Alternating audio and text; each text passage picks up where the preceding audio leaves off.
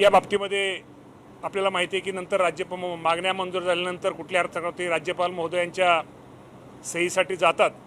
आणि लवकरच राज्यपाल महोदयांची सही या मागण्या मंजूर झाल्यानंतर पुरवणी मागण्या आता अधिवेशनामध्ये आता असं मंजूर झाल्यानंतर राज्यपालांची सही साधारणतः लवकरात लवकर घेऊन, कारण का जी आपली आकडेवारी शेतकऱ्यांची आहे आपल्याला माहिती आहे की सहकार विभागाची ती संपूर्ण आकडेवारी ही सध्या तयार आहे आणि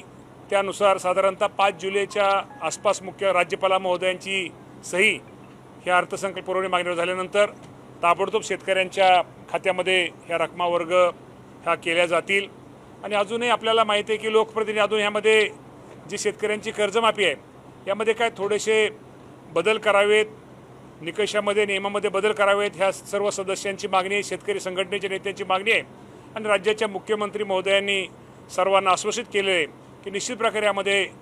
थोडेफार बदल करून माझ्या जास्तीत जास्त शेतकऱ्यांना या कर्जमाफीचा लाभ कसा मिळेल या बाबतीमध्ये स्वतः मुख्यमंत्री सकारात्मक आहेत।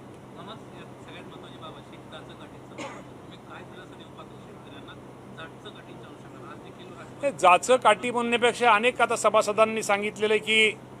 2019च्या ह्या कर्जमाफीमध्ये 2019चे जे थकबाकीदार शेतकरी आहेत त्यांच्या बाबतीमध्ये निर्णय वेगळा घ्यावा,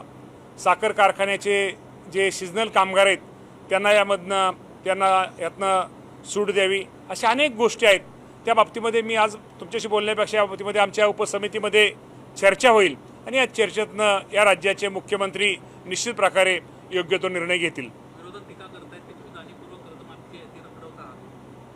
विरोधक टीका करण्यापेक्षा मी तुम्हाला विरोधकांनाही माहिती आहे कुठलीही रक्कम कुठला अर्थसंकल्प एकदा पुरवणी मांडल्यानंतर त्यामध्ये जोपर्यंत मंजुरी होत नाही आणि तो मंजूर झाल्यानंतर राज्यपाल महोदयांची सही होत नाही तोपर्यंत ती रक्कम आपल्याला शेतकऱ्यांना देता येत नाही। त्यामुळे निश्चित प्रकारे कोण टीका करते याला म्हणण्यापेक्षा माझ्या शेतकऱ्यांना लवकरात लवकर रक्कम कशी मिळेल यासाठी आमच्या सरकार हे निश्चित प्रकारे या बाबतीमध्ये बांधील आहे। शेतकरी बांधवांसाठी अतिशय महत्त्वाची बातमी होती, कारण आता शेतकऱ्यांच्या खात्यावरचे जे पैसे आहेत ते 5 जुलैपासून वितरणाला सुरुवात होणार आहे आणि याची जे पुरवणी मागणी ते अधिवेशनामध्ये मांडण्यात आलेली आहे आणि याला देखील मंजुरी मिळालेली आहे। आता फक्त फायनल जी सही आहे ते राज्यपालांच्या सहीची प्रतीक्षा आता आहेत आणि राज्यपालांची सही झाल्यानंतर प्रत्येक शेतकऱ्यांच्या खात्यावरती 5 जुलैपासून जे